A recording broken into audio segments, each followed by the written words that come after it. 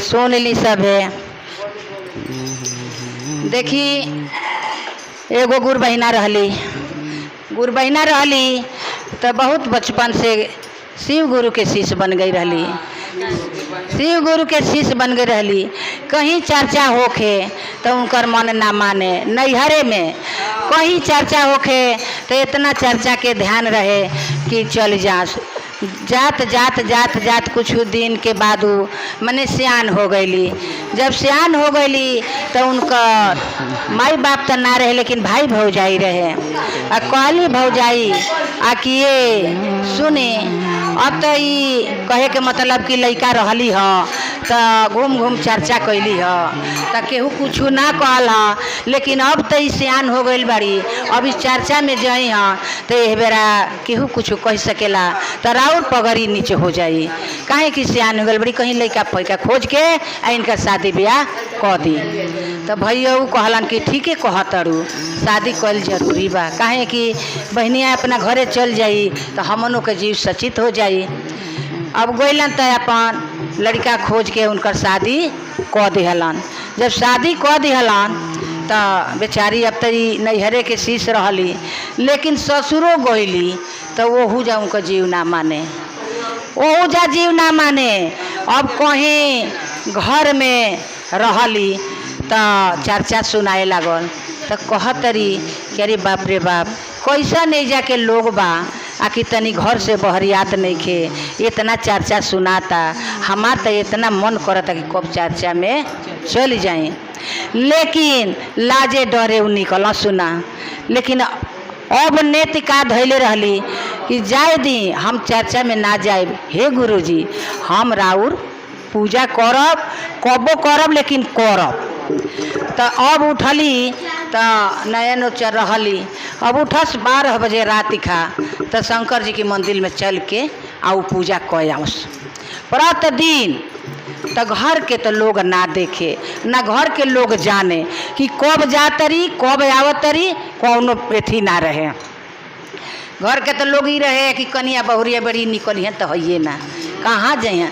लेकिन टोला महला के लोग प्रतिदिन देखे तो कही कि पता नहीं केकरा घर के मेहरारू होई आ कि रोज 12 बजे जातरी आ 12 बजे जातरी आ मंदिरवा में ढुकतरी आ मंदिर में से पूजा करके आ फिर चल जातरी। लेकिन यही में बाहरी लोग अब CID बनल आ कि केकरा घर में के अगोरल जा कि केकरा घर में से कनिया निकलतिया कि तबे न पहचान आई कि केकरा घर के मेहरारू हो। रात के मेहरारू के निकले के ना हो, लेकिन इतना निडरी मेहरारू भी आ कि निकल के 12 बजे मंदिर में ढुक जाती है आ ढुक के पूजा करके फिर अपना घरे चल जाता। आ एकरा घर के कैसन आदमी बा आ कि केहू देखी नहीं पावत आ न जानता। अब तो जानी कि अब ठाड़ा हो गए लो कि देखी केकरा घर में से निकलती है। अब तो उन्हीं के घर में से निकलत रहे आ कि जिनका घर में वो हाले साले के ढुकल रहे ब्याह करके गौना करके। तब बिहान भइल तब कहतरन उनका ससुर से वो आदमी टोला महला के ये मर्दे तो हम लोग जानते नहीं खलो कि हमार पतोहिया कहाँ राती खा जाती है तो हम लोग के फिक्री नहीं खे। जो नौकी कनिया आयल बिया वो प्रतिदिन 12 बजे हम ओके देखतनी आ निकल के जाके मंदिर में ढुक जाती है आ मंदिर में से पूजा करके घरे चली आवती है। ससुरा कहलन कि हम तो मनबे ना करब, हमरा घर के कनिया बहुरिया हाले साले के आयल कैसे निकल जाई। कहला कि ना निकली ना तो आवा हम तोहके देखा दी कि केकर बेटी पतोही ह। अब उनके CID लगा के देखा दिहलन। अब तो वो निकलली आ मंदिर में जाके ढुक के पूजा करके फिर अपना घरे चली अली। अब तो ससुराम उनकर देखलन तो कहलन कि ओहो ई तो बुझाता ना कि हई पतोहिया नौकी आयल बिया, इहे पतोहिया हो आ इहे जाती है चर्चा में एथी में मंदिर में। तो कहलन कि अब हम का कही। कहलन कि ए बाबू भसुर से कहलन, देवर से कहलन, उनका मर्द से कहलन कि ये बाबू एगो काम कर लो, है तो आइल बाड़ी तो हमने के इज्जत ना रखे हन आ तो का बात है। तो 12 बजे निकल के जाके मंदिर में पूजा क के आ घरे चली आवतरी। तो ई बतावलो कि 12 बजे निकली हन तो हमने के इज्जत अब रही के गने रही। केहू देखी तो कही कि फलाना के पतोहिया ह, फलाना के भवहिया ह, फलाना के मौगी ह, कही कि ना कही। तब तीनों जाना अपना में संगठ कर लो आकि तो का कइल जाई कि आदत छूटी। कहलन ससुर के हम तो कहता नहीं ना कि हमने का मंदिलवे कोड़ के बीग दिहल जाए ना, मंदिलवा रही नहीं पूजा करे जई है। तो उठौलन फरुहा आ ई बाड़ी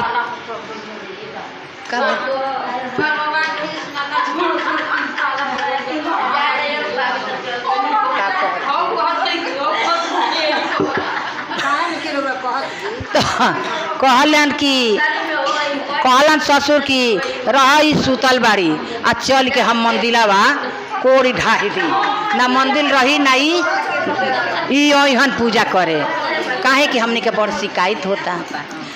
तो उठलन फरुहा लेके आई बाड़ी तो सुतल बाड़ी पुरानी सोच पूजा कैले रहली रात भर के अने सोच से सुतल बाड़ी।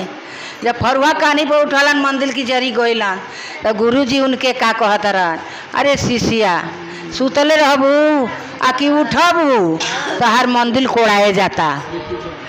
तब जाके बउआ के उठतरी आ जाके दौड़ के मंदिर पर खड़ा हो गईली। अब दिन ही निकल के चली गईली। कहली कि तब बुझाता कि मंदिर अब गुरुजी के मंदिर हमरा रहे ना दिलो, मंदिरवा कोड़ के ढाही दिलो। तो जे का कहतरी अपना ससुर के, शिव के मंदिरवा जाने कोड़ा हमारे ससुरा, शिव के मंदिरवा जाने कोड़ा हमारे ससुरा, मंदिरवा जाने कोड़ा हमारे ससुरा, शिव के मंदिरवा जाने कोड़ा हमारे ससुरा।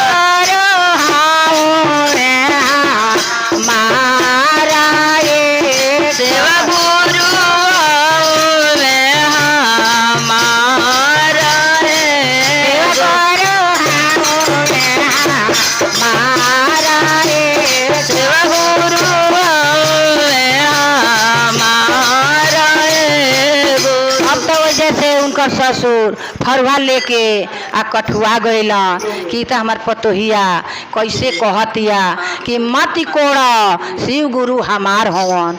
तब तो हमरा बुझाते नहीं कि हम कोड़ी कि ना कोड़ी, लेकिन हमसे ना सपरी रह हम अपना एगो लइका बा दे ओकरे के फरुहा जाके कोड़ी दे आ कोड़ के ढाई दी तो जाए ना पूजा करे।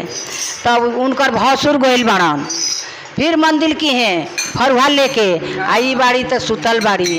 फिर गुरुजी कहतरन, अरे शिष्या उठ तो हर मंदिर अब कोड़ाए जाता।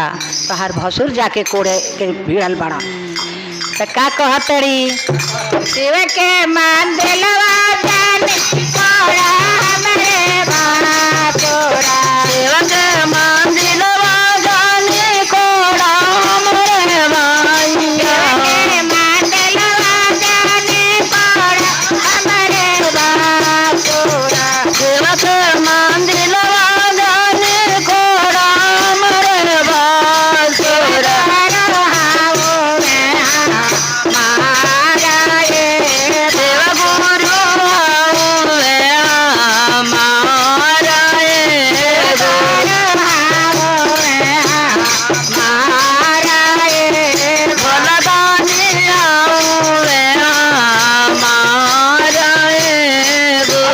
भसुर लेके फरुहा अब जा खड़ा हो जाता रन कि ये दादा ये तो भव इतना बात कहते कि बात के हमरा बुझाता कि हमरा कोड़े हम ना कोड़ब, हम ले जातनी जेकर ई औरत हई उन्हीं के ले जाके दे देतनी, उन्हीं के देते तनी उन्हीं के सपरी कोड़ दिहन तो पूजा करे ना अहन। तो जाके कहत रहन कि बाबू सुन तो ले जा फरुहा आ तू ही ढाई द मंदिर के काहे आकि मंदिर रही तो मनिहन है ना, ये पूजा करे अबे करिहन ना मनिहन। तो कहलन कि हम तो कोड़िए दे काहे कोड़ देई आ कि नयन चोरी आइल बड़ी आ रोज रोज 12 बजे जइहन पूजा करे तो हमनों के तो कुछ इज्जत अबरू बा। आए हमनी के शिकायत ना होई। आए तनको बुझती नहीं कि हम आइल बानी तो घर में रही आई आधे रात खा निकल के पूजा करे चल जा तरी मंदिर में द हम कोड़ब। अब तो फरुआ उठौलन आ मंदिर की जरी गोइलन तो फिर गुरुजी कहतरन करे शिष्या उठ अब तो तोहार सामिए भिड़ल बाड़न अब तो तोहार मंदिर कोड़ दी हैं। अब जाके दौड़ के सामी के धले तरी का कहतरी शिव के मंदिलवा जाने कोड़ा हमरे सामी शिव के मंदिलवा जाने कोड़ा हमरे सामी मंदिलवा जाने कोड़ा हमरे सामी शिव के मंदिलवा जाने कोड़ा हमरे सामी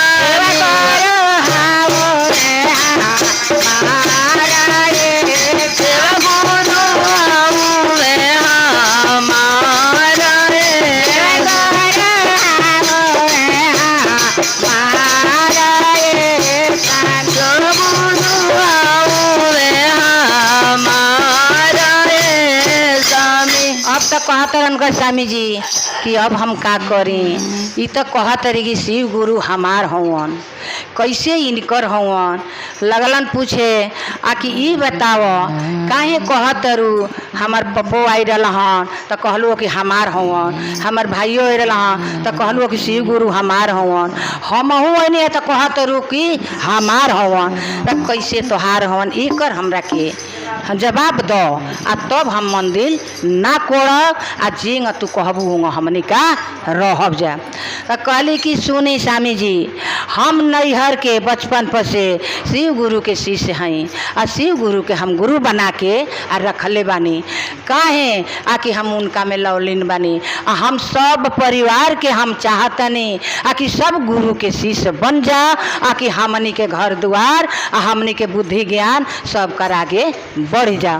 तो कहलन कि ठीक बा कैसे आ तो हम कहत न बनी आ कि चली हम अपना अंगना में चर्चा करतनी अपना पूरा परिवार के लेके आ हमार चर्चा भजन रउआ सब सुनी सबे आ हमसे ज्ञान ले सबे आ तब जाके हमरा के रउआ सब निकालब आ चाहे मारब आ चाहे गरियाब आ चाहे मंदिर कोड़ के बिक दे।